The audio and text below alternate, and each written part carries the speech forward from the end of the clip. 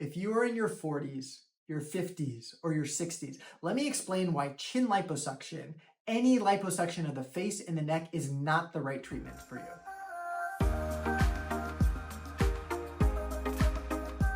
Welcome back, everyone. My name is Brandon Dunn, and I'm a double board certified facial plastic surgeon and the creator of Dr. Dunn's Neck Guide. This video today, this is why I made this neck guide, because it's stimulated all of the discussion, all of the talking points that I'm going to be talking about today. So if you're interested in this neck guide, this is the video for you. The neck is a very, very complex structure, and it has many different layers. And it's important to understand the layers so that you can understand what procedure you are a good candidate for. First and foremost, you should get a consultation. A consultation by a medical professional that understands the neck, understands anatomy, understands the procedures that are best performed on the neck is number one, without a doubt. You need a professional. You can't, unfortunately, diagnose this yourself, but I want to try to give you the tips and the tricks and the pointers so that you at least ask the right questions and you know who to go to if you have concerns. So anatomy. Anatomy is, like I said, it's very complex. There are multiple layers. I want to start from the top and we can discuss each layer individually. Top layer is the skin. That's the stuff that we really get exposed to all of our daily activities. Wear your sunscreen. Let me just say that. Next layer down below that is your subcutaneous fat. That's the fatty layer that is underneath the skin. That fat is there for a reason.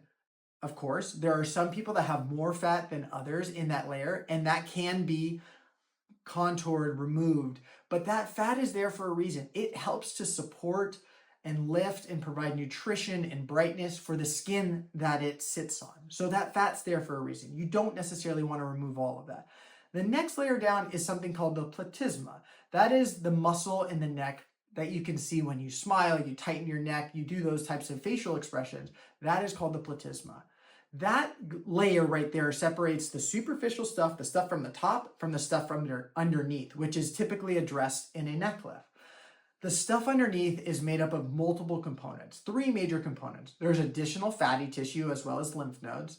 There are muscles that are under there as well that can contribute to fullness under the neck. And then there's also glands. Those glands are called your submandibular glands. They are saliva producing glands. And I will go into more videos in the future about my glands and everyone's glands. As we age, there are several things that happen to all of those layers within the neck. As you get into your 40s, your 50s, and your 60s, it is not just one layer that is contributing to the changes that you see under your neck, unfortunately. And the reason that is the case is because muscles begin to weaken, they begin to relax, they begin to kind of fall, skin begins to change, the quality of the skin begins to change, the glands and the muscles of the lower tongue begin to relax and fall. And all of these other things are contributing to the fullness that's underneath your neck and causing the stuff that ultimately bothers you and concerns you. So, if knowing that, and you understand that, yes, maybe fatty tissue just under the skin is partly the contributing factor, but there are these other anatomical structures that are also contributing to the fullness and the looseness and the laxity and the heaviness and the turkey neck under your chin, then just doing liposuction is honestly gonna make your problem even worse. Let me tell you, please avoid chin liposuction. Please avoid any liposuction in this area after the age of 40.